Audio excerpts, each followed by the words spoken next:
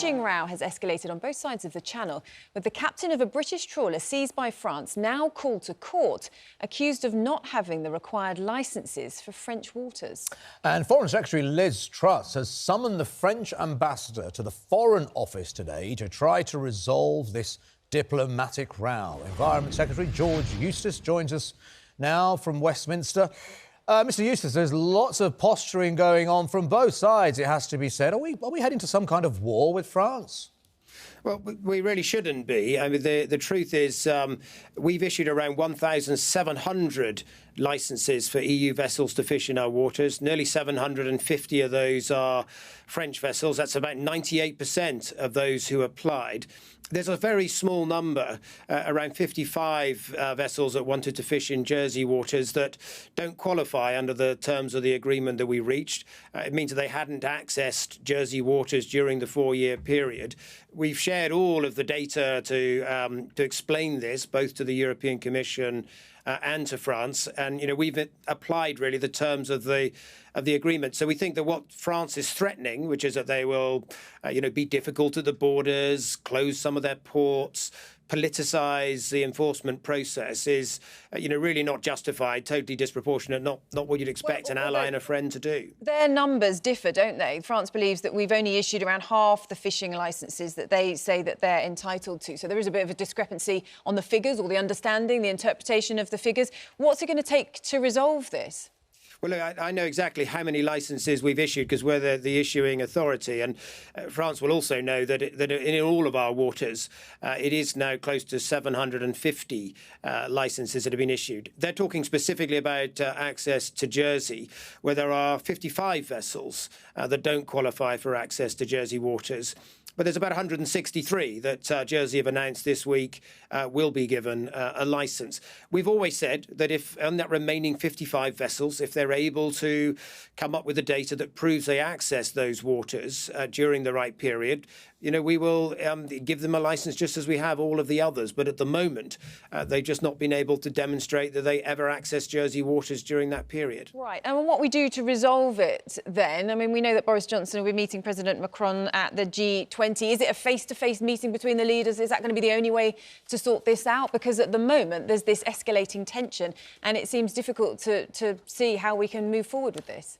Yes, well, look, at the moment, we've been approaching this, in a sensible, pragmatic way. We've issued licences, and the vast majority of those licences issued at the end of December last year. And we've shared with the Commission our methodology. We've spoken to the Commission about the threats that France has made and explained that we think those are unacceptable. They're probably against the EU's own rules. And so the Commission have got a role to play here in making sure France abides by their own laws. But obviously, given the nature of the threats, we've also called in the French ambassador. So in the first instance, we're raising this diplomatically. That's a sensible thing to do. France has said they won't take any action until June, and we very much hope that they, reconsider their position because it is totally unjustified. Was this part of the Brexit strategy of taking back control? Is this what you expected by that? Well, what we expected by becoming an independent coastal state is that we would get a fairer share of the fish in our waters. And so as part of the agreement, the EU fishing fleets relinquished 25% of their quota because they were mainly catching it in our waters, and that was fair. And then in return for that, we agreed to grant continued access to those EU vessels that had been fishing in our 6 to 12 mile zone in England. And we've applied that principle. So, yes, it is what we expected, that it was agreed. This is what you expected, these sort of skirmishes in the middle of the sea and summoning the ambassador. This was part of the plan, was it? This was the sunny uplands we were promised with this new vision of Brexit. This is exactly the plan. Well, we expected to get an increase in quota for the fish in our waters, and we secured that in the agreement. And as part of that agreement, yes, we granted access to fishing vessels that qualified. Nearly 1,700 of them have been given a licence. And obviously, we also expected that other EU countries would abide by the law and would, abide by normal practices when it comes to the approach to these licences. It's well understood when you have what's called a reference period, a number of years where you say if if a vessel fished in that water during that, say, 4-year period, then they qualify. The remaining small number of vessels that don't qualify just weren't fishing in Jersey waters in that time. So part of the Brexit deal was these tit-for-tat skirmishes amongst the fishermen, and if they do continue with what they are doing right now and increase the number of checks on their borders, will we retaliate? What's the plan? Well, look, the Brexit agreement was that we'd have increased a fairer share of the quota for our fishermen, which we got, and some access for EU vessels, which we've granted. Of course, we planned that everybody, although it means changes for people, we absolutely expect other countries to abide by what we've agreed with them. In terms of what we might do next, we're raising this diplomatically in the first instance.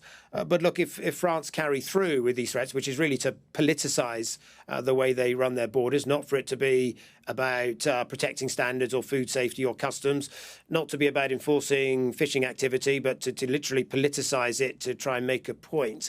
Well, obviously, two can play that game, but we don't want to get into that. So in the first instance, we're raising this diplomatic. Some would argue it was the politics in this country that got us into this mess in the first place with Brexit and the Leave campaigns. And we'll say people politicised that in order to gain power. That's got us into the mess that we're in right now.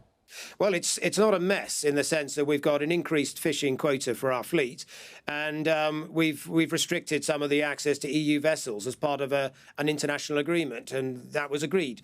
And so it's because we have managed to get a better outcome for our own fishing fleet that obviously there's a little bit of tension across the border for EU fishing fleets who don't enjoy quite as generous access as they had while we were in the common fisheries policy. OK, and when you say two can play at that game, I mean, what does that actually mean? Does that just mean that we would therefore impose further checks on their vehicles coming in, or does it mean that we could see warships sent out again like we saw just a few months ago? Well, look, they've said that they will increase and be much more pedantic about boarding vessels and more difficult. They've said that they will try to make administrative burdens greater. I'm not going to get into what we may or may not do because we hope to resolve this diplomatically. The key thing is we've granted 1,700 vessels, 98% of those who applied. As far as we're concerned, every vessel that's entitled to fish in our waters has been granted a licence. We're always open to considering new evidence, should it be there for the remaining vessels. But it's totally unjustified for France to say that we should give licences to vessels that aren't entitled to one. Otherwise, they will cause these sorts of problems. Okay. I mean, it's looming up to, kind of heading towards a real crisis, though, isn't it? Because if they then impose further checks on lorries coming to and from Britain, we've already got huge supply issues, concerns over HGV drivers. In the run-up to Christmas, everybody worried about whether they're going to be able to get turkeys, pigs in blankets, Christmas presents. This is building up to potentially a perfect storm, isn't it? Well, look, we are raising this through diplomatic channels at the moment, principally with the European Commission, and the European Commission represents France on the international stage on these sorts of issues.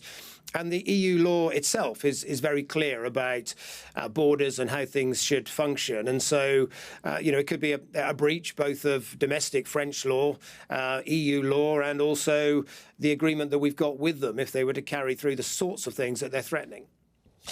Just on Charlotte's point there about the shortages, though, that is if you don't consider what's going on right now is a mess in the seas between here and France. Do you consider the fact that we have this HGV shortage on drivers, shortage of bus drivers, 4,000 bus drivers urgently needed? The hospitality sector, say 75% of pub and restaurant bosses say they are increasing pay to try and attract staff. These are shortages across almost every single industry now. What are you going to do about that, Mr. Eustice? Yes. So we've taken some immediate steps to have temporary visas, particularly for those working in the poultry sector and other meat processors such as those in the pig sector. We've also allowed for temporary visas for HGVs for those working in the food sector. It is a very tight labour market at the moment. It's true. In some ways, earlier this year there had been projections of potentially 3 or 4 million unemployed. Thankfully, we don't have that. That's good. But we do have around 1 million job vacancies. So it's a very tight labour market. There are shortages of labour in many other countries around the world, so we're not alone in that. And on HGV drivers specifically, we're doing a lot of work to try and speed up testing. Wages are rising in that sector. They are attracting new people, and we've got to really accelerate the training and the testing to ensure we get that next generation of drivers. OK, we've just got some breaking news coming in that Insulate Britain have once again occupied the M25, bringing it to a standstill this morning. It seems the measures so far to try to stop the disruption from these protesters aren't working. The temporary injunction that was put in place. What is it going to take to stop these protesters jamming up Britain's highways? Well, I think these sorts of protests are highly irresponsible. They are a safety risk on our roads apart from anything else. The Home Secretary announced a few weeks ago that she intends to strengthen the law in this area to give the police more powers to intervene earlier when it comes to obstruction of highways of that nature. We obviously have that injunction, and anybody who is there in breach of that injunction is acting in contempt of court, and the police have got the powers, therefore, to arrest them and take matters further. But we are, as I said, more broadly reviewing the types of penalties and the types of interventions available to the police to deal with these sorts of dangerous protests. OK. George Eustice, we'll have to leave it there, but thank you very much for joining us this morning on Good Morning Britain.